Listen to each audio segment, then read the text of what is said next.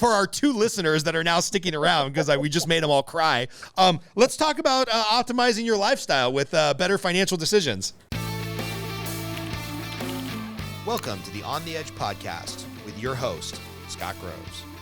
Hey, what's up, ladies and gentlemen? It's Scott Groves with the On the Edge podcast. This is my weekly excuse to smoke a cigar and talk to somebody interesting. Today, I've had Howard Polansky on. That's with a Y, not an I, because, of course, I asked him right as we got on. I'm like, any relation to Roman Polansky? And he's like, no, that's with an I, not a Y. The Y is the Russian version of the spelling, not the Polish version of the spelling with an I. To which I said, hey, thanks, man. Russia did way better in World War II than Poland did. So I'm excited to have Polansky with a Y on. And Howard and I are, not surprisingly, for those of you that watch the show, Front Row Dads is a big part of my life. Howard and I are both Front Row Dads, and we were on a mastermind call of sorts, and he just brought up what he did for a living. I'm like, wait, what do you do? Like, you structure people's debts, or you do this thing, and I still don't understand it. So part of this is just like, I work in the debt world. I've been doing mortgages for 23 years, and you're like, no, there's a much more interesting way to manage debt, think about your finances. So I think this will be a little bit more financial, but then Howard, I want to learn more about you because we haven't had any FaceTime at any of the live events. I'm embarrassed to say I don't even know. Married, divorced, kids, dog. What does your life look like? Of course, you're out in Austin with all the other cool kids I know.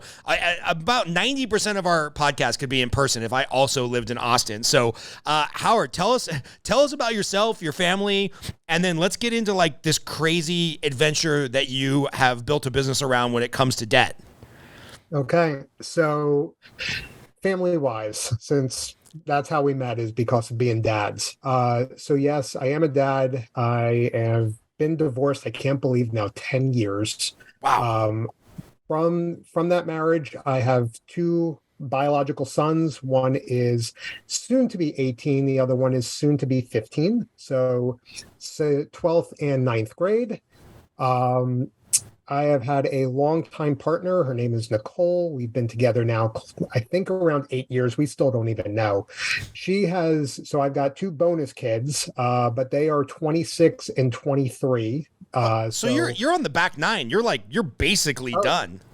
Yeah, for sure. I mean, when I joined the dads group and people are looking at me like, why? And I'm like, because I still need to feel young and I need to meet more people like Scott. So, and I just felt like this is just a way for me to continue to evolve because it's very easy to sit in my little cubby at home and not speak to the rest of the world. And I was like, that's just not healthy either. Right. So right. This forced me to get out. Well, man, can I just say I honor you for joining Front Row Dads or doing anything to become a better father, even though your kids are in their teenage years and your bonus kids are in their 20s, because I know a whole lot of men that had great relationships with their fathers when they were in proximity, when they, had to live together.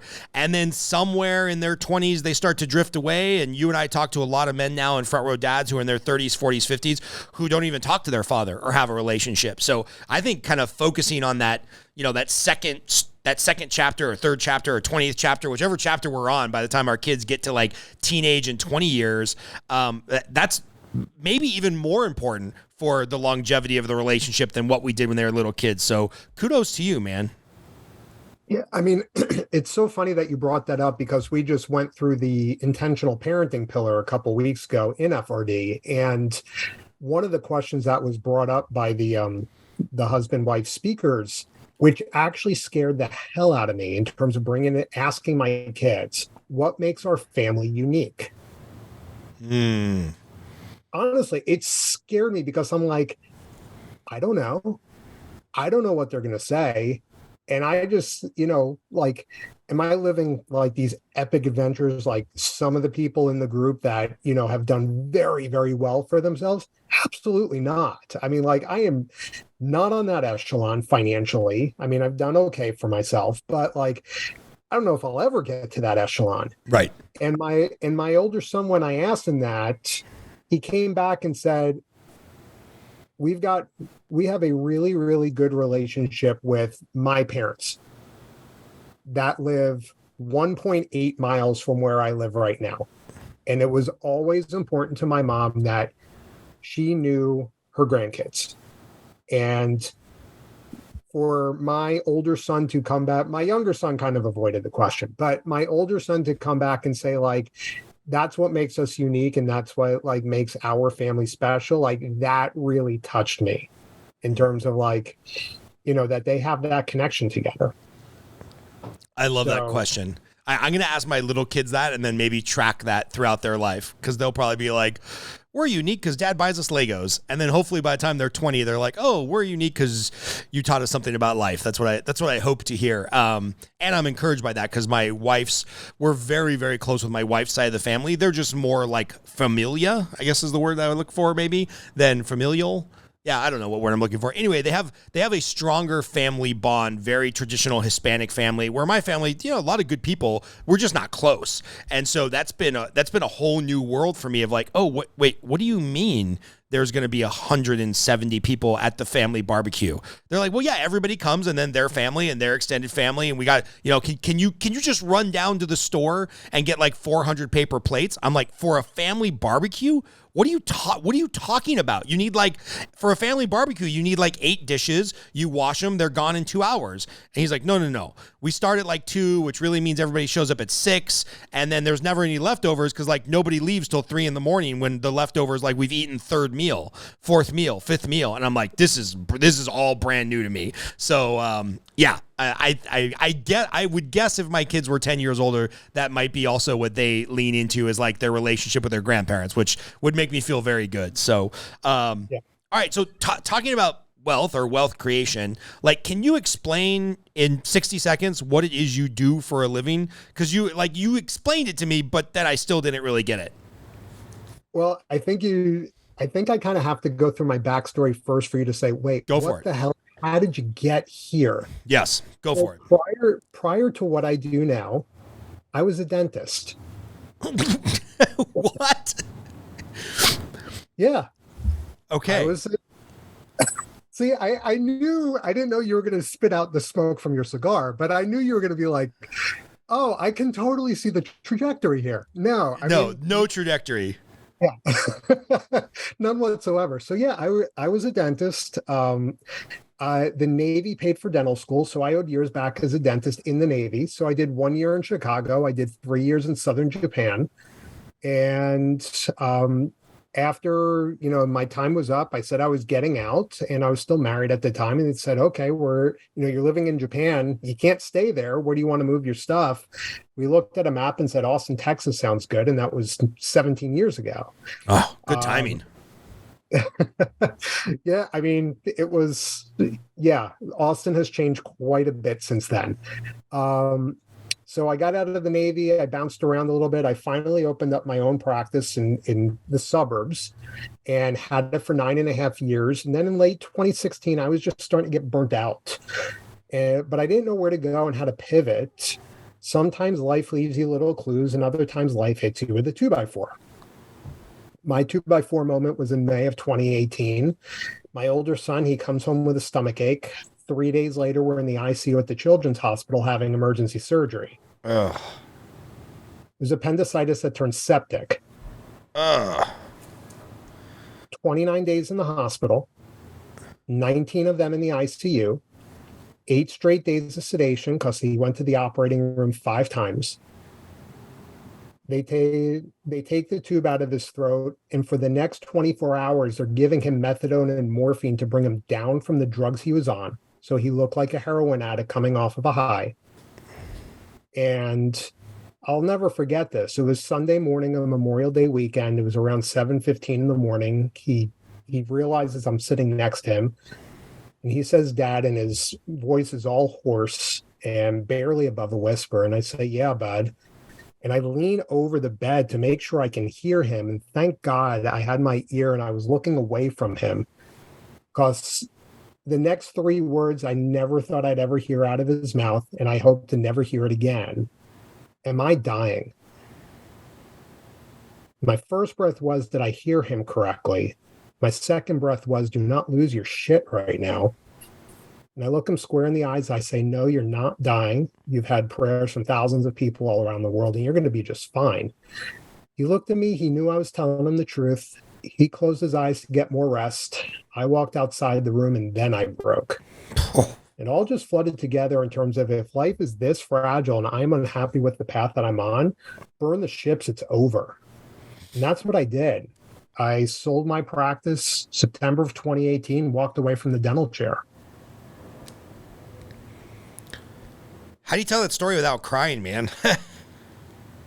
It becomes, I mean, I've had to say it quite a few times. There are times that it will still hit me. It just, if I'm in front of a group, I can't look at the picture. Like, I know when I click it, I know what's coming up next, but I can't look at it and hold it, knowing that I'm looking at all of these, usually parents, saying like, I cannot believe you had to go through that hell.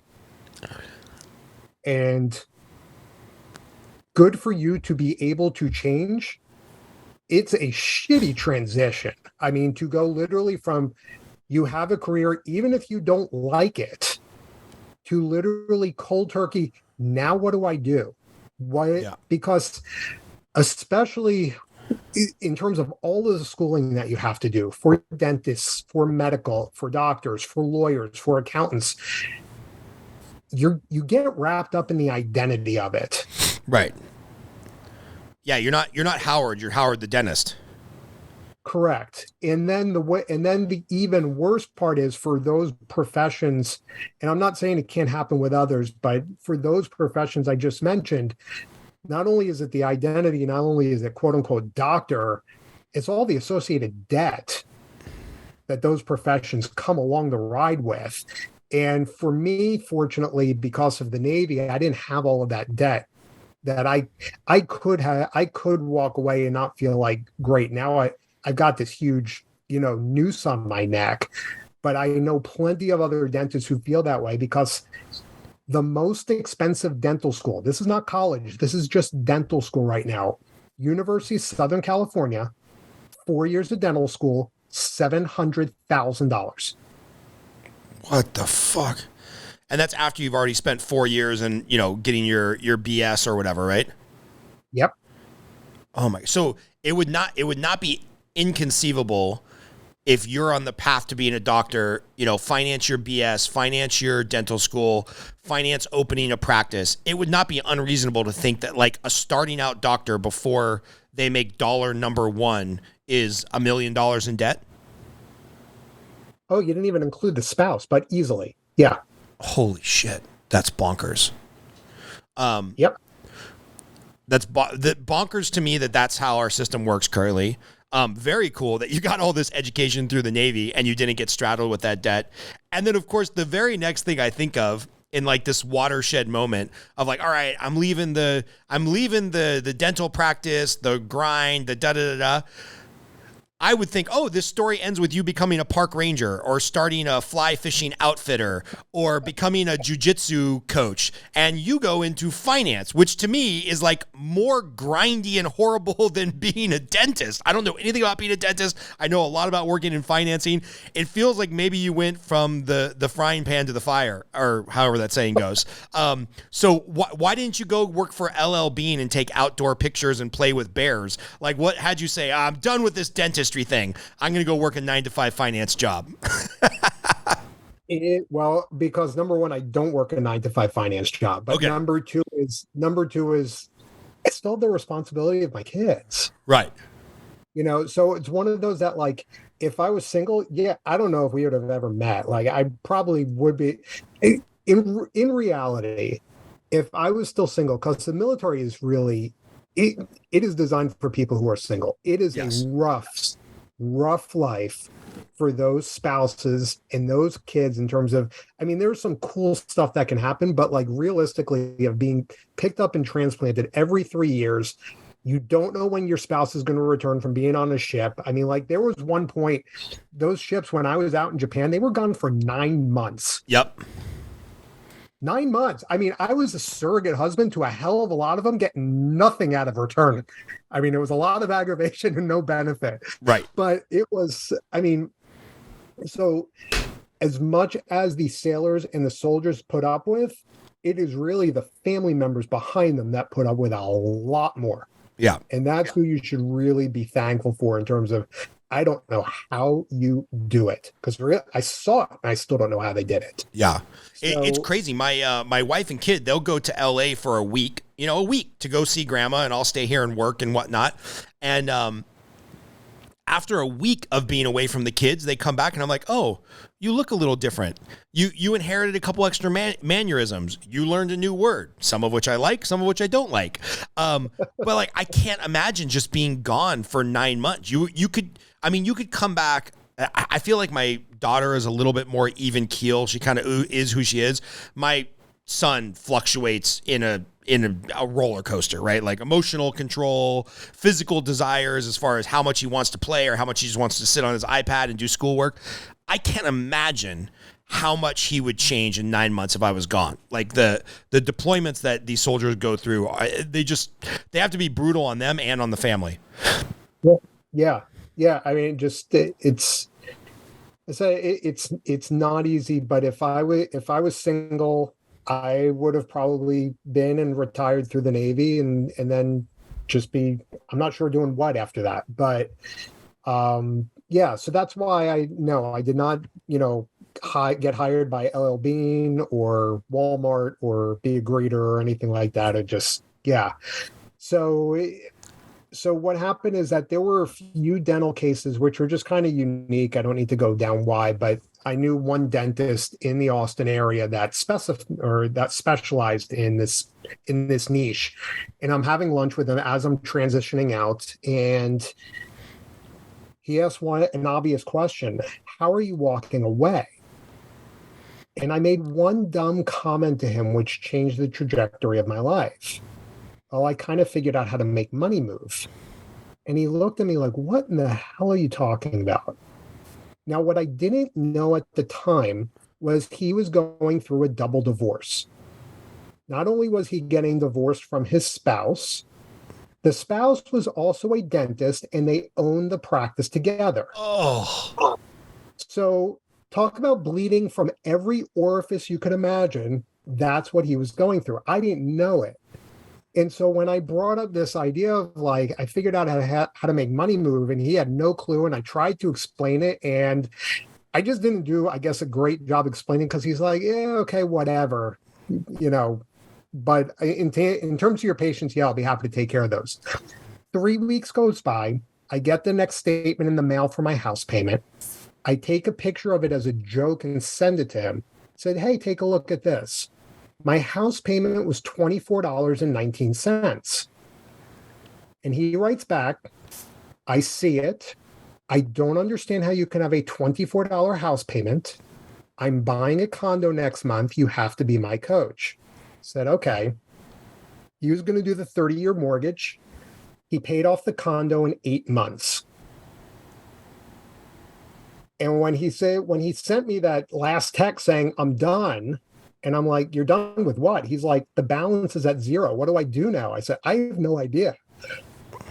Well, he told his business partner what happened. I told a friend of mine. They became clients 2 and 3. And now I finally listened to my heart, where it said, the way you're going to make an impact in this world, it's not dentistry. It's not doing another root canal. It's not doing another crown. The way you're going to make an impact in this world is by teaching people what I call these new rules of finance and the system around it, so that however you define freedom, however the Groves family defines freedom, they can get to it faster. All right. So obviously my ears perked up because of what I've been doing for 23 years. Of a mortgage payment that's $24 and somebody paying off their condo mortgage in 8 months, and the fact that I just bought a new house that's going to have like a $6,000 mortgage. So we're going to need a little bit more than that. You don't have to give away all your super secret trade secrets that you charge for, but you got to give us some little peek behind the curtain. How the hell did this guy pick one? I don't care if it's the $24 mortgage payment or how this guy paid off his condo in 8 months. I mean, more, please, more. Scott, here, before I tell you, I don't hide anything. Even with my clients, I tell them exactly what we're going to do. And then they're like, I see what you're telling me. I still can't believe what you're saying is possible. can you be my guide? Can you be my coach? And the answer is yes. And then when they see I didn't bullshit them, we're doing exactly what I said we were going to do, then they're like, now it's with their own numbers. They're like, oh, now I get this. And so the whole thing is about how to utilize lines of credit effectively. Okay. And so in regards to how do I get down to a $24 house payment, just to start with me, I had debt on my townhome. I sold my practice. I got whatever wad of cash I got. And I said, I don't know what to do with the wad of cash, but I've got this open-ended tool. Let me just smush it together. And what ends up happening is my debt went down to, I don't know, $2,500. And so now I'm being charged interest daily on just $2,500. And the only thing that you have to pay on a line of credit is just the interest you accrue. How much interest could you possibly accrue on a $2,500 balance? No matter what the interest rate is, not a hell of a lot. And so that's just what ended up happening is I hit the statement came out at the right time that like you have to have a minimum with the bank that I have. You had to have a minimum of a $20 payment, and then they added the interest on top. So it was literally like $4.19 of interest with a $20 minimum payment. Okay. So that's how, in regards to the payment, it works. In regards to using this dentist, and I can go through several different examples. It's personal, business, does not matter. Let's just pretend his condo, I think it was in the neighborhood of around 260 at the time, okay, back in 2018. He puts down, the 20%. So let's just say that he had $200,000 when we finally got started. And again, I can't remember his numbers, but I think you'll just kind of get the idea. If he's bringing in $30,000 a month and his expenses are only 10, there's a $20,000 surplus, right? Okay. Well, with a line of credit being an open-ended tool, think of a credit card. Money is flowing through a tool. If you have an open-ended tool, you can put all of the money into the tool. Why? Because the next day you can get the money back out. With a mortgage, I call a mortgage a titanium safe. You put the deposit in today, that deposit is locked up. You can't get the money back out. So all I did is I opened up the safe. I got the key to open the safe. So I went from a closed-ended tool to an open-ended tool. And because of that, the process is like this. Let's just say that he got paid, or he paid himself on the first of the month, to make this easy. He's got a $200,000 debt. He pays himself $30,000. What does he do? It's an open-ended tool. Put all $30,000 against the $200,000 debt. What does that do? That lowers the balance to $170,000. He's now being charged interest on a daily basis on $170,000, not $200,000. 27 days goes by, but we do live. We've got food and utilities and gas and those little demon people we call children, and memberships and travel and all that fun stuff. And again, let's just say it's $10,000 in his case. Well, what happens is you take the $10,000 out of the line to pay all of those bills off, and now the balance is going to pop up to $180,000 for 3 days. But now think of the average of this. It's $170,000 debt for 27 days plus $180,000 debt for 3 days. The average mortgage balance, or the average debt balance, is, call it $170,500. Right. That's what you're paying interest on. Yeah, you just saved interest on $29,000. Right. Okay. But the surplus, that excess cash flow, that $20,000 stays inside the line. So now at the end of month one, he's at $180,000. Well, what do we do on month two, day one? We just got the next $30,000. You put it against the $180,000. You now lower it to $150,000. for 27 days. Day 28, you take the 10,000 out, pay everything off, and now you're at 160. And after 2 months, you've just paid $40,000 off. And you just keep rinse and repeat, month after month after month after month. You did it in 8 months. But the beauty is, it's one thing to have a paid off home. It's another thing to have a paid off home that you have access to the equity. And so not only did he pay this off in 8 months, where he had now a $0 payment for his house, he had access to essentially $200,000. Yeah. Just in case he needed it. Right. And or an opportunity came up where he's like, oh, some real estate syndication came up. They need 50 grand. Where do I take it out of? Boom. I just take it out of the line of credit. Will I be charged interest on it? Yes. But it was helping me in another way in the meantime. And I know I can pay that 50,000 back off, in his case, like 3 months. So instead of being ready, aim, fire, I just say this is ready, fire, reload. And so I kind of combine the first step with the second step and thinking the next level of, oh, wait, this now just becomes an arbitrage play. This is exactly what banks are doing to us. We put the money in at now 2%. They're charging us 6%. Now, again, fiat currency, they can multiply that by 10, actually technically infinitely. It's a whole right. Yeah. But the same thing is happening here, is that, like, even though, and this is where people get hung up in terms of saying, like, this, there's no way this can work, because now to get a home equity line of credit to around 8.5%, 9%. It was like, you're missing the bit. You're looking at this the wrong way. I am looking at what is your overall cash burn. I don't care what the interest rate is. I care in terms of how much does it cost you to live your life. Yeah. Because you don't live on a balance sheet. You live by cash flow. Right. Okay. So let me use one other overriding example. And I know for some people, this to hear math sometimes gets really damn hard. And I apologize for that, but I'm doing the best I can. I've got one other person I've been talking back and forth. They're probably not going to move forward. It's okay, because they just don't see it, and that's fine. They're like, I have, a few rental properties. So some of the interest rates are literally at like 3%. And the money I have, I can be making 9% right now. Why would I give this up to get a line of credit at 8.5%, 9%? Great question. Let's just pretend that you had a $300,000 debt on one of those homes that remains. I don't care what the interest rate is. The payment for it is $3,000 a month. Sounds somewhat reasonable. You have $200,000 in cash that you can earn 9% on. Let's just say that comes back to you monthly. 9% times $200,000 is $18,000 a year. $1,500 a month earned, and that $1,500 per month is taxable.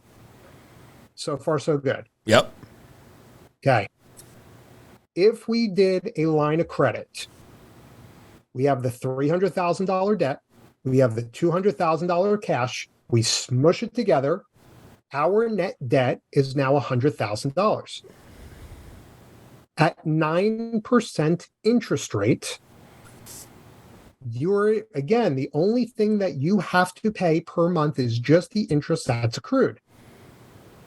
On $100,000 remaining, that payment is $750. So you can earn at 9% interest, $1,500 a month, which is taxable to you, or we can save $2,250 a month on your payment. Yep. Tax-free. Which is the better deal? Right. Haven't heard a response back. You know what this is making me think of? Dave Ramsey has really fallen out of favor with the loan officer class, because he talks about, like, don't spend more than 25% of your income on housing and get a 15-year mortgage. And for people in high cost areas like Austin, California, that's just not tenable. It's just not. If you're, I know I can count on one hand the people that are financially disciplined enough to take out a 15-year mortgage, which virtually doubles your payment over a 30-year mortgage, obviously, and only spend 25% of their disposable income on housing. It's just not the world we live in America right now. And if you fall into that category, God bless you for making a ton of money and living in a low-cost area. But because of that one sentence, he's really fallen out of favor with loan officers. And I have gotten in fights with loan officers, Howard. Like, I will take this to the mat with people. I'm like, 90% of Americans would be better off focusing on their debt side of the equation versus their asset side of the equation. Because I don't give a shit if you feel really good about yourself that you're maxing out your 401k and you're putting $500 into this and you have the $50,000 to put into a syndicate. If you're getting eaten alive by interest on your house, interest on your car, interest on your credit cards, interest on your student loans, you know, your cash flow because you have these debts, you can never outsave the money that the bank, even if you have a 3% mortgage, you're not going to outsave and construct this perfect Venn diagram where I save and my savings is better than my debt. Like I think a vast majority of people are better off being debt free. Like if I had $1 million to go just plunk down and pay for my house cash, I probably would. And some mutual friends of ours like Justin Donald, who I respect at a high level, would be like, no, go put that $1 million into an asset so you still have the $1 million and then use the interest from that to pay off the mortgage. But the problem is there is no guarantee with the investable asset. There is a guarantee that if you have $1 million mortgage, you're going to have a $7,000 a month payment, period. And so, you know, I'm really passionate about when I've actually lost realtor relationships over this. When I see a client who's, all right, I've got $250,000 down. I got to figure out how I can max out and buy the most expensive house I could possibly find. I'm like, well, what you should really do is pay off $200,000 worth of debt that's eating you alive and put $50,000 on a $500,000 house instead of $250,000 down on a $1.2 million house and move out to Palmdale instead of living in Echo Park. That, like, financially, that's what you should really do. And they look at me like I'm crazy, but I guess I can sleep at night. So I don't know. Is this kind of in line what you're talking about? Like managing the debt side of the equation is actually more important? You are hitting the exact chord. And yes, I have, I've been in Austin. I've met Justin, obviously fantastic respect for what he does. The best way I have heard in terms of financial planning, and again, there's something in terms of being at a different economic level than most. Right. Justin Donald is at that different level. So right. The game is played differently. Yeah. A lot of people you and I know can take a $50,000 flyer on a investment because it could be a double or triple home run, where I think those are some of the people we know. Most of the people we encounter in our life would just be better off paying off $50,000 of debt. Correct. Yeah. I mean, that's it. And the best way that I have heard financial planning explained, there's a gentleman, his name is Joshua Sheets. He runs something called Radical Personal Finance. That's the name of his podcast. And he said financial planning can be explained in 5 bullet points. Number 1, maximize Wait, real quick. income. What was the name of that podcast? I want to write that down. Radical Personal Finance. Okay. I will tell you, sometimes you just want to shoot yourself listening to him because he will just rant on and on and on and on and on and on. I mean, you think some of your podcasts are long, and he's doing them solo, usually. So it's a lot to get through. However, there are some of them that are just absolute gold. But this is one of those, like, I will take this to the day I die in terms of how he explained financial planning. Number 1, maximize income. Number 2, minimize expenses. Number 3, invest. Number 4, protect the investments. Number 5, optimize lifestyle. I think everyone understands number 1 and number 3. They just have no idea how to do number 2. I mean, they know how to go number 2, but I'm just saying, right. Like, it's one thing in terms of like, yeah, hey, I just cut the cable. Whoop-de-fucking-do. I mean, realistically, it's like that $100 a month for the circle that we're in, they're not going to give a shit about $100 a month. Right. But if you're saying like, Hey, I was just able to change your budget $5,000 a month. Okay, that's going to perk my ears up. How did you do that? Yeah. How did you? I mean, literally, I just did this, and again, because of my background with dentists, I've been helping a number of dentists with what I do, and I can go through the details of this case. But this is someone, their family, the budget is $15,500 per month in terms of living. We haven't even started the system yet. We just got everything rearranged. Same exact lifestyle. Right. I'm not telling them to change a thing about their lifestyle. Will now cost $10,000 a month simply because of rearranging the debt. You know, it's funny. There's a lot of people that like to shit on, Gen Z. And there's this meme that I've seen going around the financial circles that's a pushback to people shitting on Gen Z. And it said, what would make me more rich than giving up my $7 a day in coffee? Not being in third grade in 2008 and being able to buy a house. And it's like so true, right? Like you and I actually, we were talking about this on the mastermind that we are in. We are like, it's really hard because the last 15 years since 2008, you look like a genius if you invested in anything. Mobile home parks, gold, the stock market, real estate, pork bellies, apartment syndicates, new construction. It doesn't matter. Like, you look like a freaking genius if you just happen to be coming of an age at a time when assets were cheap and assets were on this parabolic,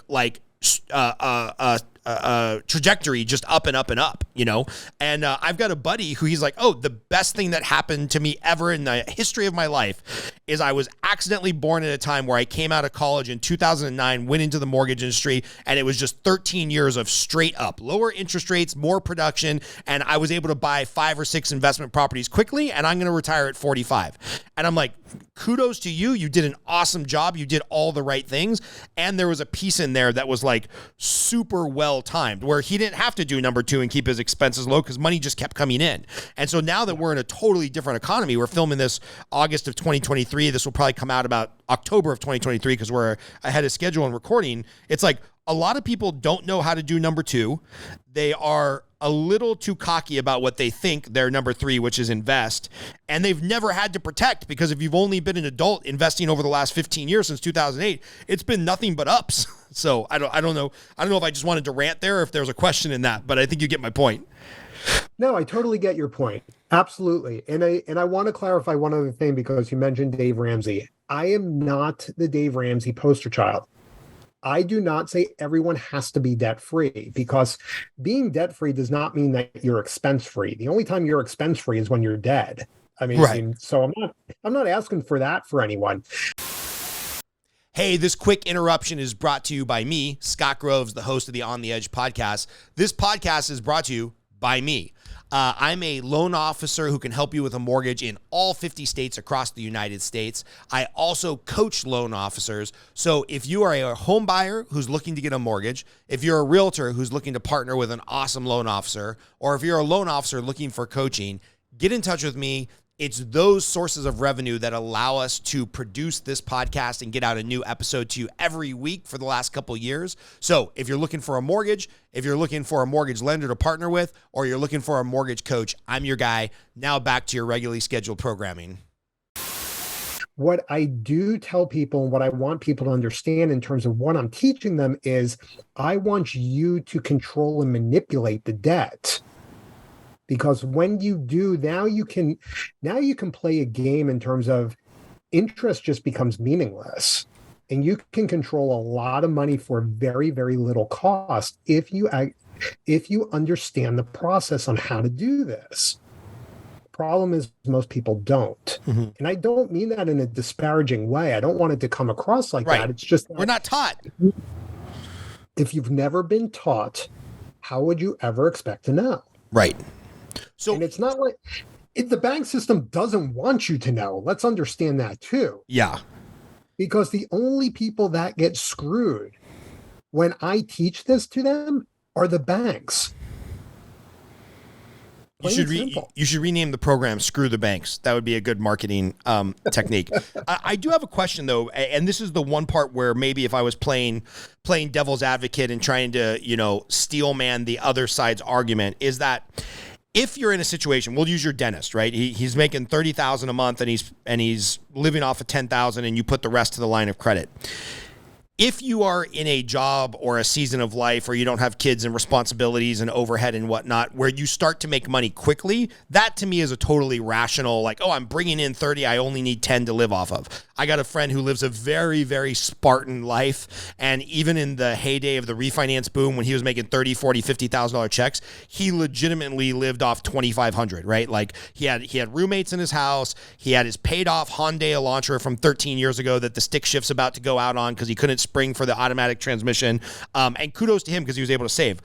But for most people, if it took you 10, 20, 30 years in life to get to the point where you're making, what I would consider like decent money, 100, 150 grand, 250 grand or more, there tends to be that lifestyle creep where if you're bringing in 30 grand, you've got 8 grand in taxes and 7 grand in overhead and 10 grand in minimum expenses. And then 5 grand you kind of screw around with and you drink nicer bottles of water and you go to nicer bottles of wine and you go to the better steakhouse and maybe you upgraded from a Accord to a Tesla. So I guess one of my questions for you is, how do you become the higher earner? Because I mean, all you have to do in America to be in like the top 5%, I think, is make more than 100 grand. To be in the top 1%, you have to make more than like 460 grand. So if you get to that top 10% of earners in America, how do you get there without your lifestyle creep eating up all of your discretionary income so you can actually play this game of paying down the debt quickly, whether it's off a line of credit or if somebody's using a traditional mortgage, whatever.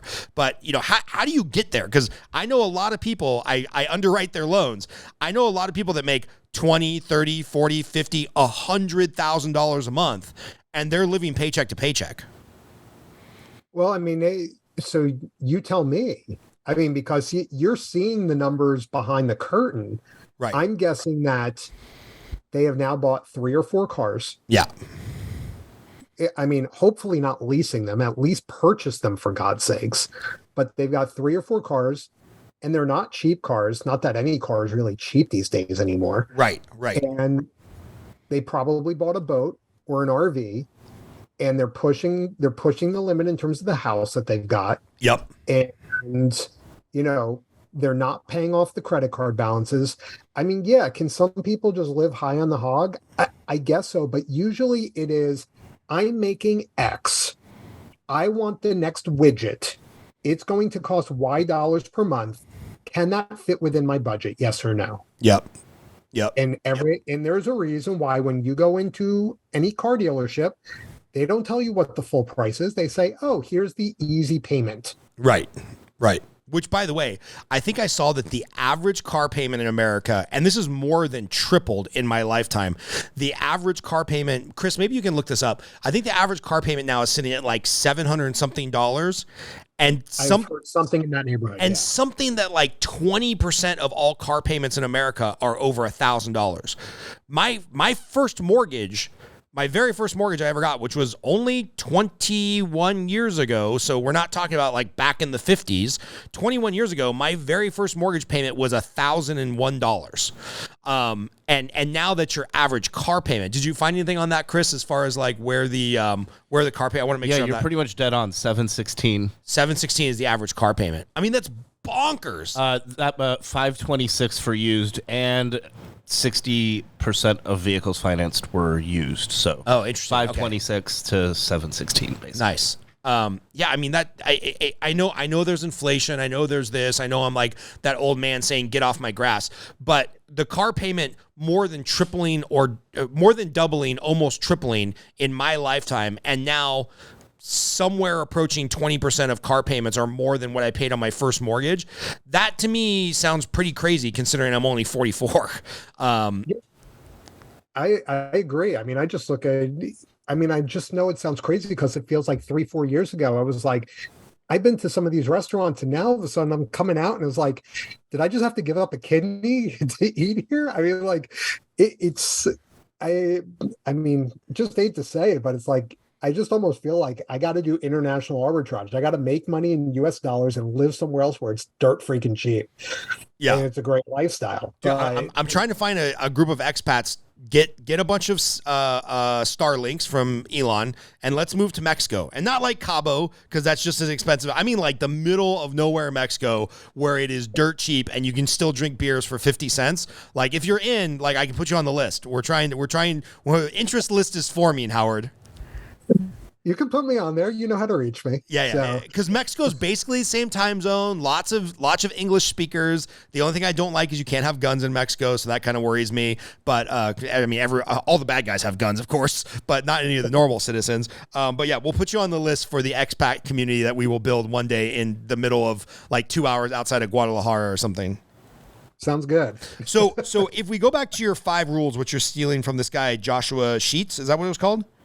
Yes. Joshua Sheets. I'm going to look him up. So maximize income, minimize expense, invest, protect, and optimize lifestyle. It's funny. I've got a loan officer I coach up in Boise, and he has taken, because, prices in Boise have doubled or tripled over the last decade. They're falling a little bit. He found himself, I mean, this is the most outside of the box thinking that I've heard from a loan officer. Excuse me, I got the hiccups. He started teaching classes on maximizing your income, meaning like, oh, you work at the factory plant at Boise Cascade and you've been there in middle management forever. You applied for a loan thinking you've done all the right things, you can buy a home. You're not even close to qualifying for the median income. Let me give you some classes on like updating your resume, going to your boss and asking for a raise. And he has created some buyers out of thin air by them just going and understanding how to renegotiate their salary, moving from 65 grand a year to 80 grand a year. And now they qualify for a house. And I'm like, good for you, man. Like that's actually being the debt consultant and a mortgage consultant versus just taking the application. And then what's ironically is some of them still ditched him for like 0.1% better on rate because of some credit union down the street. He's like, really? I just made you an extra 15 grand a year and you're dumping me over $37 a month? Like, give me a fucking break. Anyway, I digress. So maximizing income. I mean, if you've got I'd love to just go down this little bullet point here. Like if you've got any thoughts on any of these as you're talking to people about managing their debt, I'm sure it gets a little bit more encompassing than that. So give me some thoughts on the 5: maximizing income, minimize expense, invest, protect, and optimize. I mean, this is what, like, I just love how simple it is. And this is what drives me nuts in terms of like, oh, I've got a financial advisor for what you do. And I'm like, no, you don't. Because all they're doing, they're just jumping straight to number 3. Right. You have an investment advisor, not a financial advisor. Right. Look, there's nothing wrong with a financial advisor, but all they're doing is saying, what's the extra money you have left over? And how do we grow it? How do we play offense? It was Bear Bryant, the late Alabama football coach, that said, offense sells tickets, but defense wins championships. Oh, I've never heard the first part of that statement. I've heard defense wins championships, but I've never heard the first part that offense sells tickets. Yeah. And so he's the one who said that quote. And I was just like, the financial advisor is only showing you in terms of how to play offense. And then you realize you start to get into this weird mind fuck in terms of like, I don't know how I'm ever going to outrun my expenses and create an asset or enough assets enough to be able to live and maintain the lifestyle that I have or that I want to have. And so the only way to realistically do this, again, forget the Justin Donalds of the world. The only way for the average person to really do this is to say, how do we, again, I'm not sacrificing the lifestyle, but how do we just control the costs of living the life that we want to live? That's saying how much of your income is being siphoned off to these fixed debt payments.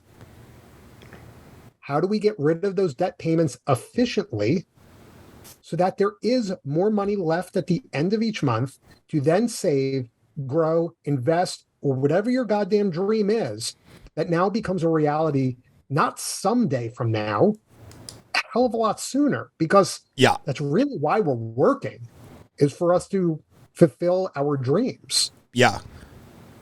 I love, man, you're speaking my language, because for years, I tried to talk people into taking adjustable rate mortgages. I was like, look, especially in Southern California, which has a very transient feel to it. Because people come and go for the entertainment industry, income stratification in Los Angeles, people moving up and down the pay scale is probably greater than anywhere else in the world, right? I remember going to see 2 open houses that were within a few miles of each other in Los Feliz, California. This was probably back in 2010, 2011. And one house was right next to the $20 million Brad and Angelina compound where they had bought like 5 properties and put them together. And we were looking at a multi-million-dollar house. And then literally 1.8 miles away, crossing Sunset down by the hospital, we were looking at a $370,000, threeplex on a street that I would not be caught dead walking down at night. And I'm like a pretty big dude. And so it was mind boggling. And so, because we have a transient society in Los Angeles, because people are moving up and down the pay scale super fast, I would try to tell people, I'm like, hey man, the national average, and it's worse in California, is the average American stays in their house about 7 years. They keep their mortgage about 4 years. They refinance, they pay it off, they take cash out of it, etc. In California, it's worse than that. So the average California stays in their house about 6 years, and the average California keeps their mortgage about 3.5 to 4 years. Why are you sacrificing the higher monthly payment or the higher debt or the higher interest rate in order to get into a 30-year fix? Take the adjustable rate mortgage that's fixed for a year or 3 years or interest only or 5 years, because you're not going to stay here long enough to recognize the gains of having a 30-year fixed mortgage. But they're like, well, my parents told me that there's these things called liar loans and I can't get stuck in a liar loan, and they've owned their house in Sandusky, Ohio for 39 years, and when they paid it off, they burned the deed in a barbecue and invited the whole family over. And I'm like, what did your parents do? And they're like, oh, well, she was a nurse at a hospital and my dad was, a teacher at the local school, and they had a pension and a union and they were going to stay there forever. I'm like, what do you do? They're like, oh, I'm a commercial scout and I'm probably going to move where I live every couple years and I travel 6 months out of the year. I'm like, yeah, you don't have the same lifestyle. You shouldn't have the same mortgage and the same debt profile. And I tried to have that conversation for probably a decade, and I just finally gave up because I'm like, fuck it. They don't want to listen to me anyway. Take your 30-year fixed, and then for about 10 years, they'd be back every year refinancing at a lower rate because the rates dropped. And I'm like, you could have had this lower rate the whole time. It blows my mind, Howard. Just trying to work in finance and lead them to water to get them to drink. It's like an exercise in futility. I appreciate you just bringing out Chris Farley and like Zelensky Auto Parts when you did that. About 2 years ago, I looked like Chris Farley. I've lost a little bit of weight since then, so I'm happy that I just sounded like him and didn't look like him. All right, so maximize income. Think about, everybody jumps to number 3, which is the investment advisor. And you're right. I've got a good friend who's like, Scott, man, like I'm ending my working career with $6 million in the bank. And if I do my little spreadsheet for how long I might live and how long my younger wife might live, I got about an 87% chance of getting there. I'm like, how's that possible? Like, you did all the right things. You live a pretty frugal lifestyle. Your expenses are not absurd. And like 6 million ain't going to get you to death. But you almost can't, like you said, outrun your living expenses by just investing. So I appreciate that comment, even though it might have been a little bit of a throwaway line for you. I like that. All right. So how do we protect and optimize lifestyle if we're doing the little debt scheme? Yeah. So, protecting the investments is in regards to insurance. We're not going to go down the rabbit hole in terms of permanent insurance, all of that fun stuff. But, are you an infinite banking insurance guy? Is this one of the things you do or believe in? I do have it. I do think it is an excellent tool in the right hands for the right people. It is not for everyone. It is not for every situation. However, once you do kind of wrap your brain in terms of how it works, it can be an excellent adjunct. And the oversimplification is, if you use this, if you're thinking in terms of like a stock portfolio, that it's, 60 to 70% equities, 30 to 40% bonds, take the overfunded life insurance, replace it as your bonds. That's how it should be used. Interesting. In the grand scheme of things.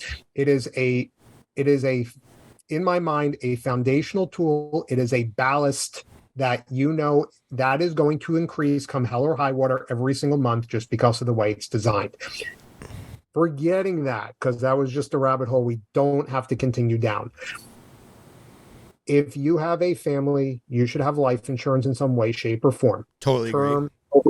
Term overfunded, I don't care what it is. Just make sure that you have it because you have a human life value. And if something were to happen to you, we've got a problem for your family. Yeah. More importantly, and I will expound a little bit on this, if term is the way that you're going to go, again, I don't care either way, look at something that has living benefits. What does that mean? It means, and let's go back to the dentist, okay? The problem for a dentist is not if they die. That becomes really, really clean and simple. The problem is if they get hurt bad enough, they can't work anymore. Right. They go from being a major asset to their family to a major liability. Yep. And so what these living benefits are is that insurance companies have said, we won't have to wait until you die to pay out some of the death benefit or all the death benefit.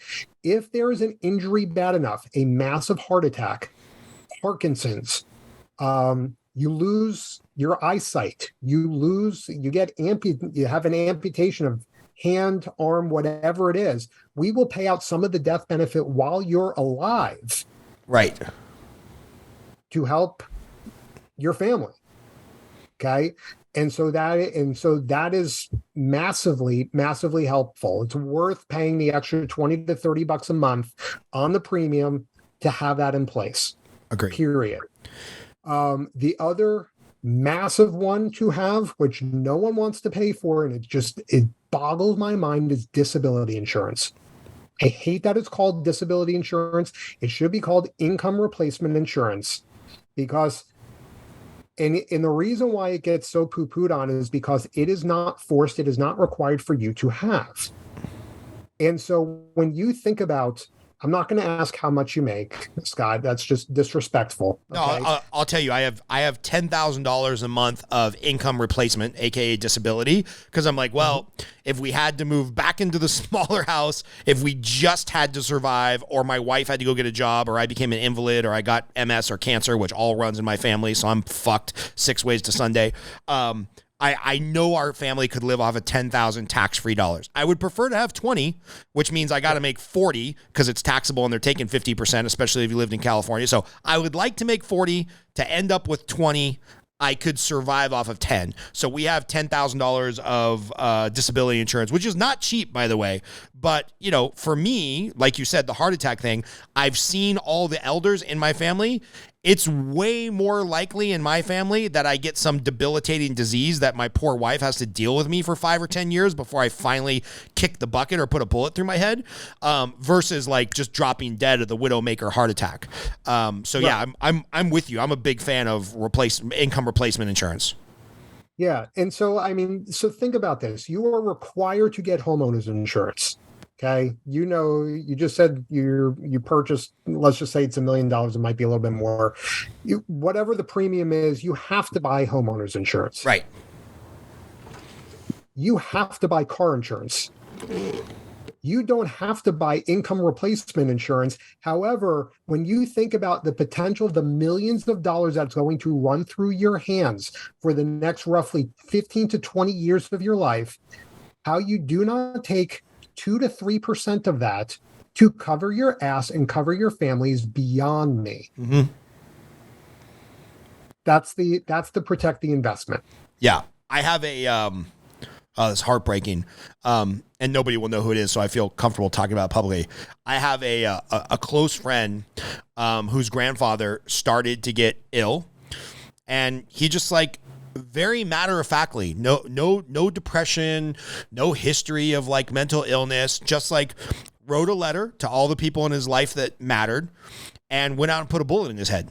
Because I think up until the moment he did it, it was just a very practical decision of like, oh, I've seen this movie before.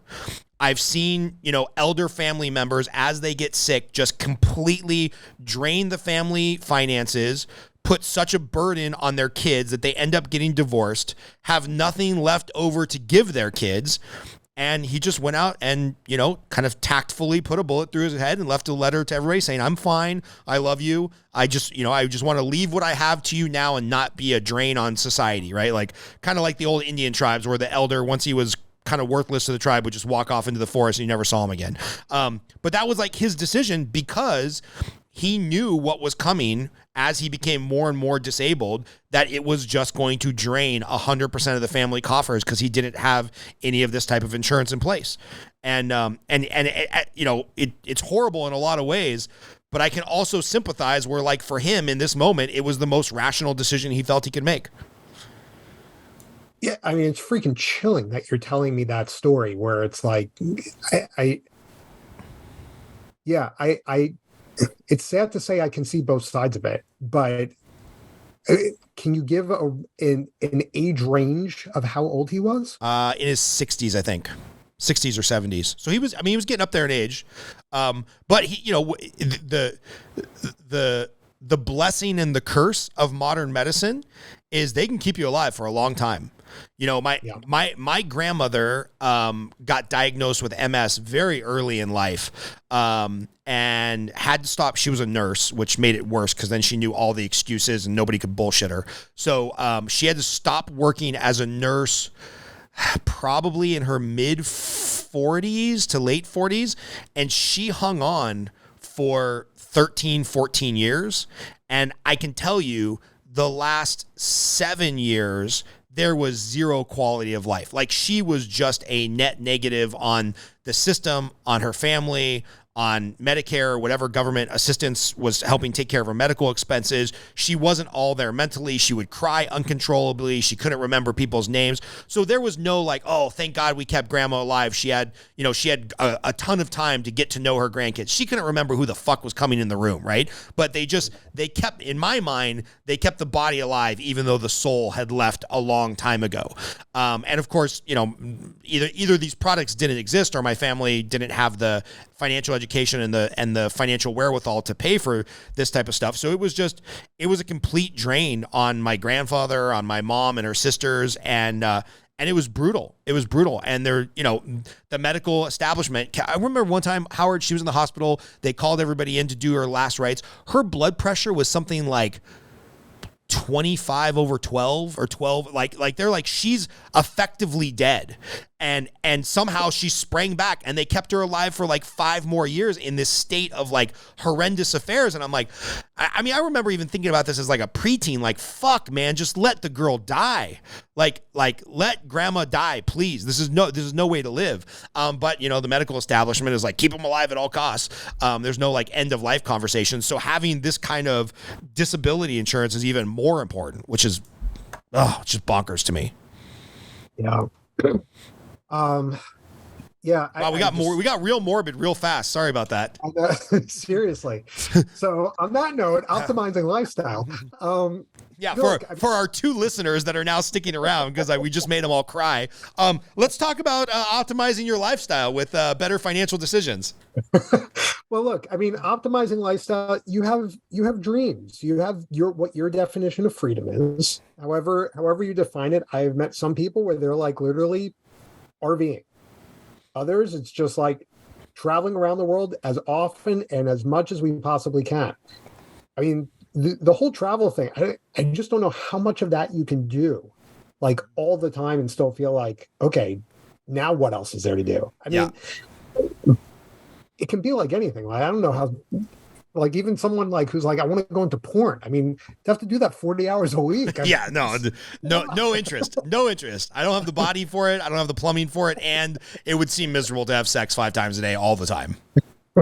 So, I mean, it's just anything that you have to overindulge is just a lot. But like, I look at my parents, they just celebrated their 50th wedding anniversary. Amazing. Right? Do they bicker a lot more now as they get older and set in their ways? You bet. But do they still love each other? Absolutely. Do they live a fabulous life? Yeah, they're traveling everywhere. I mean, we went to, was it last? Yeah, so last year we went to my girlfriend Nicole and I. We went with them to South Africa on a safari. A few months before that, they were on a river cruise in Europe. And that was September. November, we went up to New York because my older son, the one that was sick, was in the Macy's Thanksgiving Day Parade, his band. So we went up there, and they're living a fabulous life. Does it have to cost $1 million a year? No, but they're living the dream. Okay, so you can however you define it. I mean, for some people, that's just going to be fishing every day. Yeah, doesn't cost a whole hell of a lot to do that. You got your boat, got whatever the permit is. You go out, it's going to cost you a tank of gas every couple of weeks, but whatever it is, if that's how you enjoy it and that is your definition of freedom, that's what I want you to do. That's what I'm trying to get you there to do, just faster. So, I mean, that's, some people, it's like going to Tuscany every other month. I was like, okay, I mean, good on you. Right. So, again, it's not for me to define what is your definition of freedom. It's what you define it as. And do you have the finances? Do you have the income to do it? And can I help you get there faster?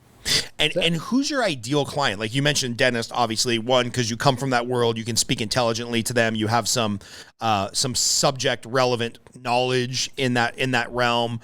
They tend to be high earners, high debt. But who else is kind of like either the people you like working with or who's in like your target demographic where like, oh, they get it. They have the finances to get it.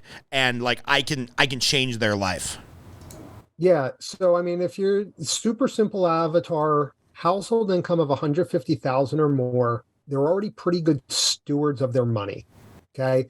I don't mean that they have to be a miser. They have to pinch every single penny. They have to budget every single penny.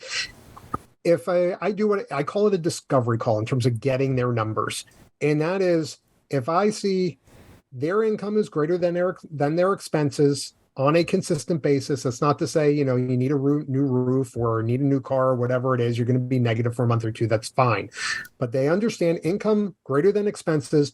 They already have an emergency fund set aside. They're already investing for retirement via 401k, 403b, whatever it is. And they still have some money left over and they just have no idea what to do with it. That's a perfect client. Perfect client, because it's just what I am helping them do is just build up that what I call the opportunity fund until they are ready to invest wherever it is they want. If that's the stock market, great. If that's gold, great. If it's crypto, great. If it's real estate, great. I don't give a shit. I just want you to be able to see what's the lifestyle you live. How do we make it cost less? You now have this extra money. And then when you are ready to pull the trigger, boom, you can get to it and be done. Yeah. And then do the next and do the next and do the next. So where this can fall miserably, okay, because there are risks to what I do. Number one, go back to there has to be cash flow. Number two, the interest rate is variable on a line of credit, which again scares some people. But let me just tell you in terms of my personal story. In 2021, my average house payment, and this is when interest rates were still low, my average house payment was $350 per month. In 2022, even with all of the interest rate increases that occurred, my average house payment was $500 per month. In 2023, my average house payment is probably going to be around $750 per month, which is easier to pay. My variable payment of $750 or your fixed payment of, let's just call it $3,000. I don't care which one's paying down the debt, because if you understand what an amortization table is, you are paying basically nothing against that debt for, the first 10 years of that mortgage. Let's not even talk about 40-year mortgages, but you are paying basically nothing, but my cash burn is so much less than yours because I understand the risk in terms of the interest rate changing. Yeah. And I'm willing to accept the risk. Yeah. Number three, a line of credit can get closed. That was the whole big stink back in 2009, 2010, where, you hear, I thought they were closing lines of credit everywhere. The answer was, yeah, not really. Because you hear it from the national banks. You hear it from Crank of America and Hell's Cargo and Mace Bank and Capital One. Those are the ones that get the headlines because they have branches everywhere. Yeah. But when you deal with regional banks, community banks, credit unions, I've spoken to enough bankers that, what did you do during COVID? And if you worked for that institution all the way back in 2008, 2009, what did you do back then? The answer more often than not is we didn't do a thing. Yeah. As long as you're a good steward of the line, we didn't have to do anything. So I'll never forget, and this is one of the things that scares me. I was going to bring it up, so I'm glad that you did. I wish I would have stayed in touch with him. This guy named Al. We had a first position line of credit at Washington Mutual. It was an awesome product because at the time, a 30-year fixed was around 7. This was prime plus like a half or prime plus 1 because they knew it was in first position. They knew it was secured against real estate. So, if prime was 5, the bank was really getting charged 2, and they would do like prime plus 1. They were making a 3 or 4% spread on these line of credits that were super, super secure, like first position against a piece of real estate. And I remember we started doing these for a lot of clients because I would do the math. I'd be like, all right, I was ahead of the game, Howard. Your first mortgage is at, 6.5%, 7%. Your payment is $2,500. You can move to a first lien home equity line of credit at 5.5%, only pay interest only. Your minimum payment is $800. You can pay the rest. Let me show you an amortization table. And if you pay the same $2,500, $1,700 is going towards principal versus the $232 on your amortization table that's going towards principal. So I was like, this is why when you said this, I knew that there was something there based on something I used to previously believe. But where this got pushed way back to my subconscious is I'll never forget, Al came in. We could do $250,000 with no documentation and $500,000 fully underwritten. So on 3 properties, he did fully underwritten. He was a union guy, $500,000 line of credits on 3 properties on which he had an average balance of 100 and something. So now he's like paying less. He's billed at interest only. He owes $300,000 on about $1.5 million worth of line of credits. And he was a heavy investor. So he comes in one day and he's like, hey man, I got to pick one of my line of credits, whichever one has the lower interest rate. I got to get $200,000 out. I'm going to go close escrow on this investment property today. And I went to the first line of credit and it was his balance plus $500. And I went to the next line of credit, it was his balance plus $500. I went to the next line of credit, it was his balance plus $500. And this was because Washington Mutual came in, they did a risk assessment, they were trying to get debt, quote unquote, off their balance sheet. They dropped everybody's first mortgage home equity line of credit to $500 above their available balance, and he was fucked bad.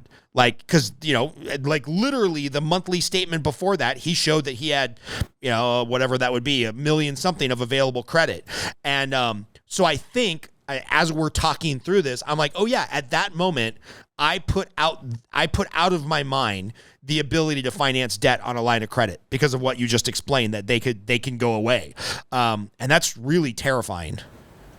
Yeah. And thankfully I have, now a fair amount of contacts that if that were to happen, we could switch pretty quick to where it won't happen.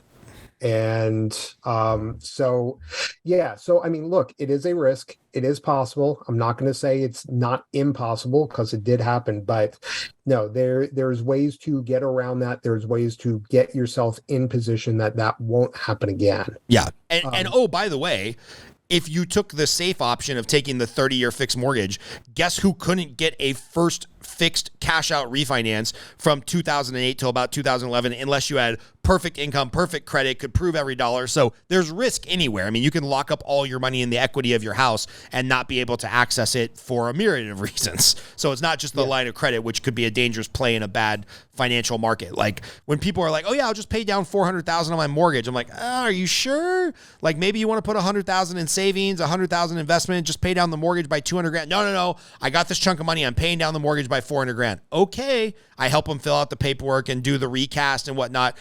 more times than not, they're back to me within 18 months.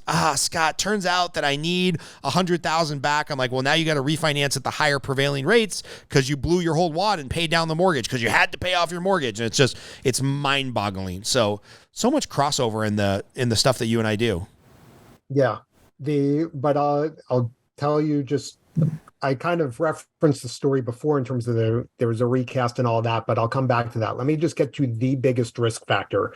The biggest concern that I have showing this to people is that you, and I'm making a joke that it's you, Scott, it's fine. You raid the piggy bank. I'm real good at doing that. So you are speaking my language on my own financial shortcomings. You're fine. Okay. And so here's the fear is, I show this to you, you're like, this is awesome. I want to do this. And now all of a sudden you have access to a giant wad of cash. And your next immediate thought is, I'm going to go buy a Lamborghini.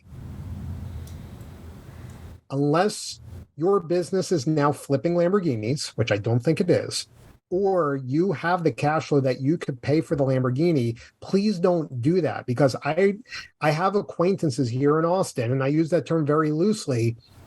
At one point, the husband was part of the Watch of the Month Club, and they still have a car lease payment of $1,300 a month. Not to purchase, to lease. And if you got them in a corner and you ask them why are you spending on this, it will not take you long to get to the real truth of the answer, which is to impress our circle of friends. And the problem with that is that there's no end game to that. Right. And so if I showed them this, they would start the system, they would raid the piggy bank, they'd come back and say, Howard, this doesn't work. And I just look at them and say, no, you're just an idiot. Yeah, you're just an overspender. You're an idiot that happens to make a lot of money, but you're still an idiot. And so guilty, by the way. At times in my life, been very guilty. I had to marry a frugal Hispanic girl to help break some of these bad habits, and I've broken about 80 of them. So, or 80% of them. I still got 20% of improvement to go. Fair enough. So if you want, because you mentioned recast, and I didn't even know that you could do this until about 4 or 5 months ago with one of these recent clients. Let me share with you in terms of because you just said like, hey, I've got $400,000. I want to pay down my house. And then they came back later and now all of a sudden they had to refinance again. Right. So this is a different dentist. We had to work with the same bank because of the COVID loans, and there was just wacky stuff that happened with his practice where we were trying to get a business line of credit and a home equity line of credit. Okay. And I told the banker, because I'm friends with him, I said, look, this is a package deal. Either we get both or we're getting nothing. And he was able to make it happen. So here's what we did. We first got the business line of credit. That backstop allowed us to take a distribution out of the practice to then pay down the guy's home. Home's worth around $1.7 million, which means in Texas, 80% loan to value, you can access about $1.3 million of equity. When I met them, they had about $850,000 left on the mortgage, $4,200 a month in terms of the house payment. Interest rate right around 3%, 3.5, whatever it is, and 25 years in to a 30-year mortgage. We take about $300-ish thousand, pay down the mortgage, but then and then recast. So now we 25 years left. Now it's a $520,000 mortgage, but now our new house payment's $2,600 a month. So now we're saving $1,600 a month on the house payment. That's part one. But here's the most important thing, and this is what your old people could have done, is flip around now saying, we just paid this down. Now we want a home equity line of credit in second position. Yep. And because I didn't know about recasting, he would have only had a $500,000 line of credit in second position. But now, because of paying down, lower the monthly payment, now we just created an $800,000 home equity line of credit. Yeah. And you know what's making me think that like I might become a client is it's like I have a business that's in good standing. I could probably get a couple $100,000 line of credit on my business, the coaching business, because we've got good revenue and good top line numbers. Then I could use that line of credit to pay down the mortgage on my house to then reissue myself a line of credit on the house. And I've got enough cash flow to be eating into those line of credits as long as my fixed expenses are significantly lower. And like, I've had some business opportunities where, you know, a buddy will come to me and be like, hey man, I've got a carpet cleaning business. There's this guy that wants to sell his client list and his route and his truck, which means I could bring on a second crew, but I don't have the $60,000. And I'm like, I kind of want to keep my $60,000 in the bank because, you know, mortgage business is down. My expenses are still fairly high. And like, I need to have that couple $100,000 backstop in cash. But if I had a $500,000 line of credit that I could tap into if things get lean for a couple of months, I'd be like, hell yeah, I'll take that business opportunity and take, you know, 30% of your revenue for 5 years just for giving you $60,000. Like, that's a good deal for me. Right. And I think, what's her name? Who's the one that's been on Bigger Pockets a lot? She talks, her whole YouTube channel is about buying small businesses. Sanchez, Cody Sanchez, I think. Is it Cody Sanchez? Yeah, she lives in Austin now too. I know people were talking about her. I think it is Cody Sanchez. Yeah, she's got like, her YouTube channel is basically a whole playbook on how to buy small businesses, flip them, whatnot, add some value. It's just like, this is really enticing to me of buying small businesses because loan officers have this weird skill set of working B2B with the realtors, but then also B2C with the consumers. And I feel like those skills are transferable to a lot of different industries, but like, I just won't, out of fear, I won't pull the trigger and do that because I don't want to liquidate all my cash. But if it was on somebody else's line of credit that I could then pay down over time, that's kind of a sexier thought process. So, hey, maybe you'll get a client. Maybe you'll get at least one client out of this podcast. So let me ask you a follow-up question here. If you're paying down the line of credit, using it to live off of, paying down the line of credit, using it to live off of, and you know you have this emergency surplus, all of a sudden, does that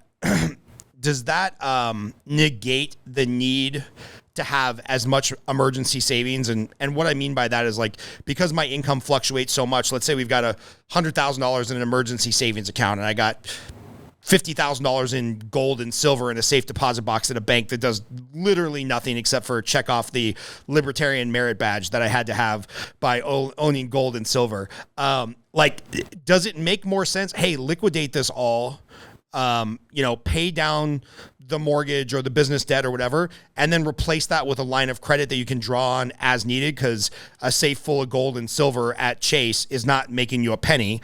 Like, what do you think about kind of getting a little bit closer to the fringe of not having a ton of emergency assets if you live this methodology?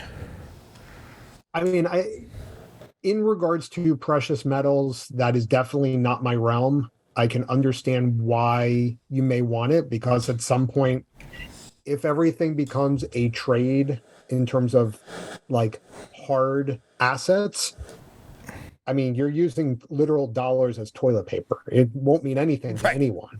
So, can I see some validation in terms of having really more silver than gold, just because I don't know who's going to be able to trade a bar of gold, right? Where silver is a lot easier to move around. I'll introduce you to some people.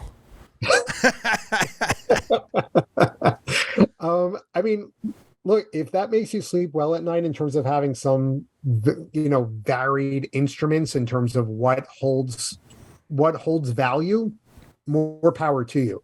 But let me kind of finish, if you don't mind, I'm going to finish with this family in terms of the final piece. But their emergency fund was in the neighborhood of 150 grand.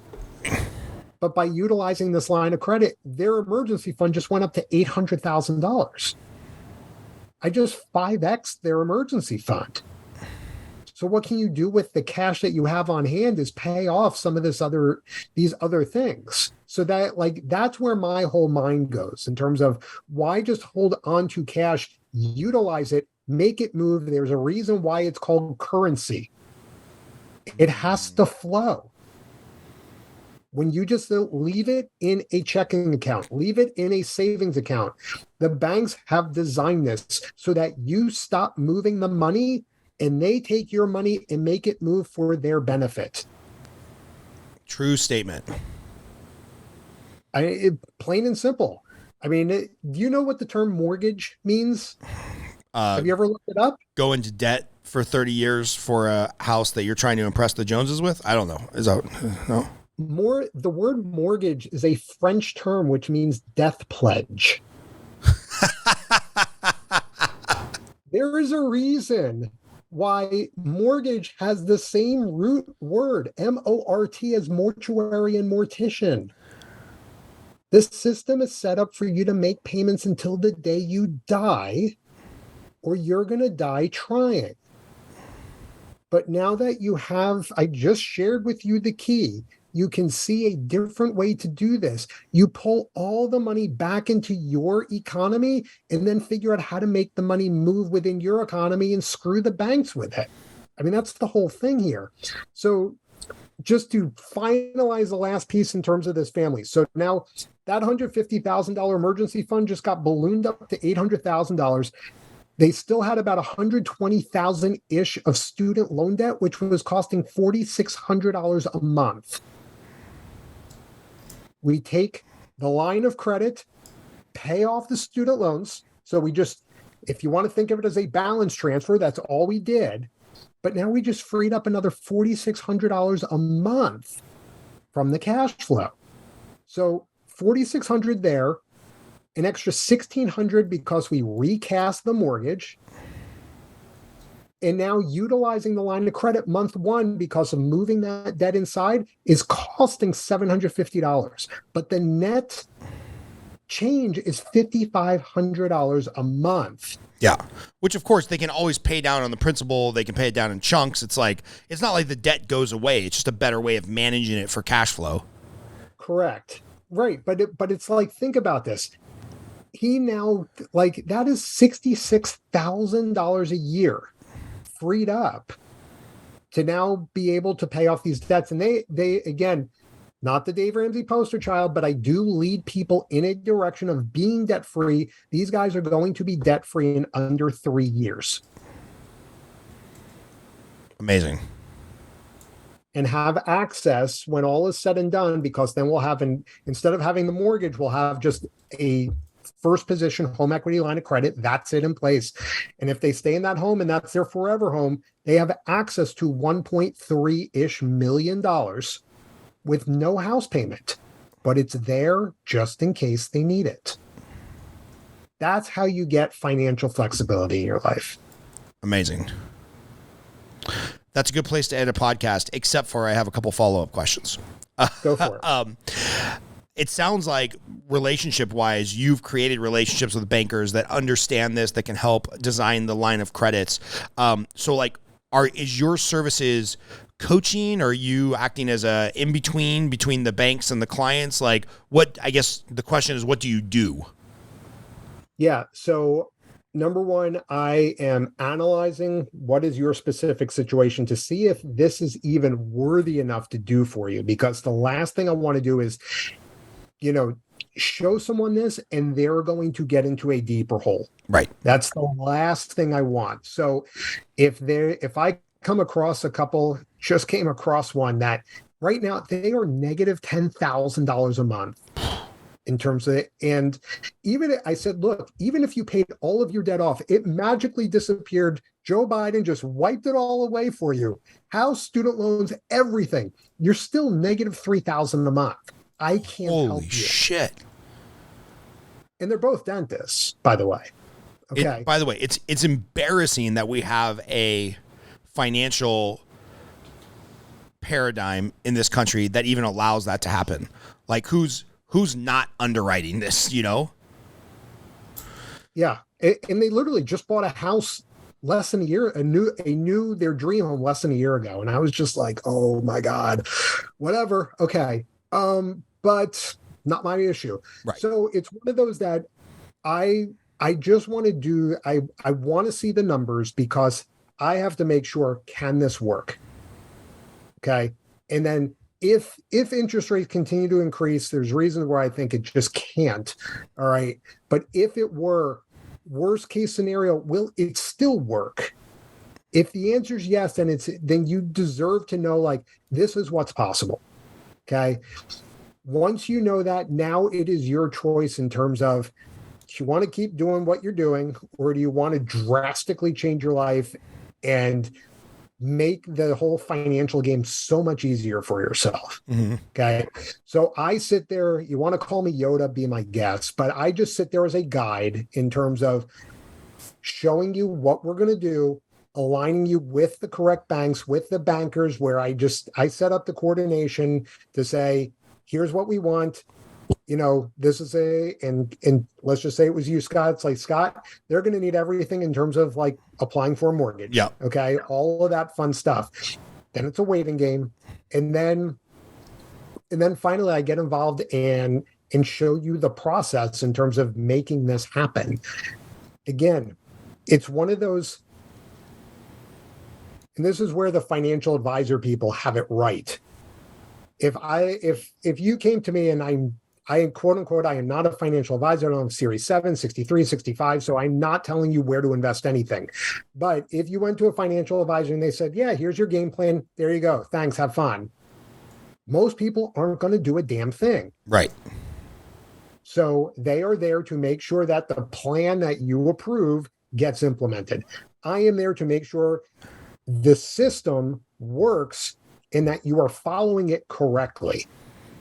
Okay. So just like if you were to go to a personal trainer and just say, you know what, I just don't feel like working out today. Here's your money for the hour. You do the workout. I get the 6-pack abs. They're just going to laugh at you and say, you're an idiot. Okay. So it's the same thing. I know what bank you're using. I don't have your login. I don't have your password. I am telling you when to move what dollars when. That's what I'm here for. And then if there's a question, hey, we're looking at a new car. Hey, the trip went a little bit over budget. Is everything okay? Yeah, it's going to change your debt-free date by a month. Have the fucking trip. Like, enjoy. Okay. That's what I am there for, is to make sure like, nope, this is all still working. So that's how I work. I love it, man. Last two questions that I always ask on every podcast. Again, this is going to come out almost towards the end of 2023. What are you looking forward to end of 23, beginning of 24, maybe? Like, that could be personally, professionally, whatever. What are you looking forward to? And then favorite movie and why? Okay. What I am looking for going into 2024, I am now technically into year 4 of this business. It was one of those that I am not a social media guy. Chris probably was trying to find, it's like, who is this dude? I can't find a damn thing on him. Right. I've just done this all really by word of mouth in a very slow way, steady way, make sure I can keep going with the growth. And last year I was in front of a group of dentists, and I ended up getting 3 or 4 clients, and I was just getting this like real high in terms of like, this was really cool being in front of people and talking about this. And then in this past March, I was in front of a different group of dentists where I ended up getting one client. In 18 months' time, we're going to free up almost $200,000 a year of cash flow.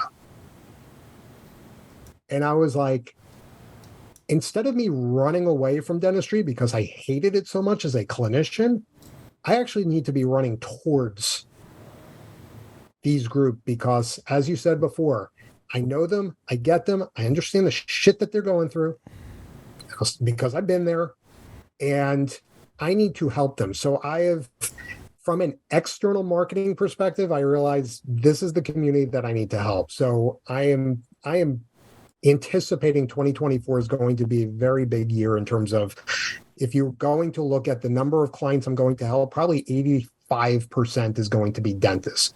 Not that I can't help, quote unquote, anyone, but it's one of those, if you market to everyone, you're marketing to no one. Right. So that's what I'm looking forward to in 2024. In regards to favorite movie, I guess it just depends the mood that I'm in. I'm more of a TV series person, realistically, but Office Space is a great one. Office Space is so good.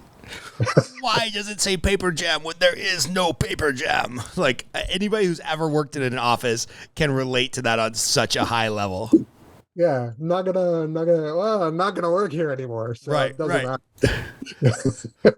So go with your favorite TV series. Like if you're more of a serial, are you like a serial TV series guy? You know, like Law and Order? Or are you more like, there was this one 6-episode miniseries that just is the best thing ever on TV?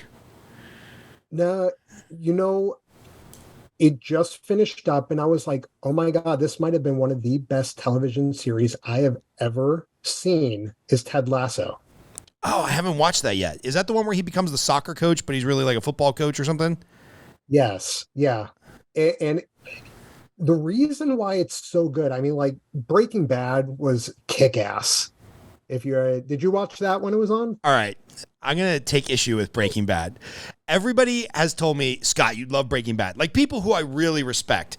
And I've tried twice to get into it, and I'll be a couple episodes in, and they're like, no, like 2 seasons in, it gets real good. It's like, I'm not committing 48 hours of my life for 2 seasons of a show before it get, like, are you fucking crazy? Like, what if I told my wife when I met her, I'm like, hey, I'm really boring and horrible in bed, but if you hang around for like 55 dates, I promise you it gets good. She'd be like, go pound sand, man. I'm going to find somebody who's interesting on the first or second date. So there is my issue with Breaking Bad. That is a long answer to no, I never watched it. Okay, fair enough.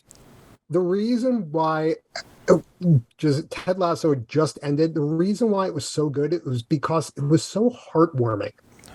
In a day and age when everything is in terms of mafia, drugs, just absolute slaughtering each other. Yeah. There was none of that. And you just felt like you want to root for the freaking good guy. Yeah. And it was just, and you know what? You'll watch Ted Lasso and you'll be like, that dude should be in front row dance. Oh, totally.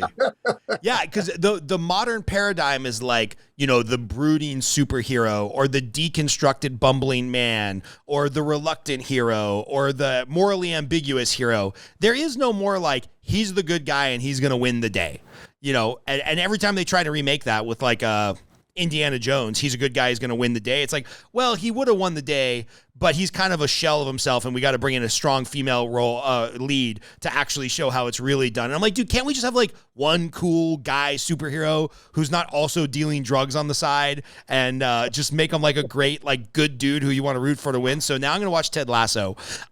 Speaking of morally ambiguous, I think this was maybe a perfect TV show start to finish, and it also just ended. Did you watch Succession on HBO? Which is now HBO Max, which is now just Max, like the greatest travesty ever that they got rid of HBO, but whatever, I digress. Did you watch Succession by chance? I did not, no. So it's a little dark, and everybody's morally ambiguous, and basically every character in the show is a piece of shit, so you don't know who to root for. So I just completely upending what I just said about wanting a good superhero. But every character is like so brilliantly written, and I don't know if it was the acting or the dialogue or the director. Like, I don't know enough about Hollywood to know who really made this what it is. But it's like every line of dialogue is just so witty, and the characters are so great. And the premise is there's this guy, kind of like a Rupert Murdoch type, who he's getting towards the end of his life, and he's trying to pick which one of his kids, which one of his 4 basket case kids are going to inherit the empire. And they're all like critically flawed in their own way. You know, there's the recovering drug addict, and there's the snarky kid that really doesn't have enough experience, and then there's the one piece of shit kid who just lives off of his dad's money and tries to be philanthropic, and then there's the daughter who's just, you're supposed to root for her, you kind of want the daughter to win, but you also just know she's a horrible human being. So it's like, it's such a great show because you're like, oh, that kind of made me feel gross, and I can't wait for the next episode. So if you want that kind of experience, Succession is just, it's 4 seasons, super tightly done as far as the story, and I think it maybe is one of the best shows ever on HBO. And there's a lot of contenders in there. So, oh yeah, no, Silicon Valley was a good one. that was a great show. Yeah, I think it was like in episode 1 or season 1 or 2 when they go public, and like Chris Rock is playing at the company party, but there's only like 25 of them there, and none of them are cool. And Chris Rock is looking around, and he's just like, "What the fuck am I doing playing for these geeks?" And it's so good. All right. Well, Howard, we should connect because I want to talk a little bit more about what your strategy is. And ironically, I'm doing a coaching event in November, right around the time that this will probably be coming out. And last weekend of November, first weekend of December, right before our Front Row Dads event, I'm doing an event for my coaching clients. Maybe we should have you out and just talk to them about kind of opening their mind on some different approaches to finance. But let's have this be the beginning of the conversation, not the end. Okay. Sounds great, man. Hey, thanks for being on, man. Thank you, Scott.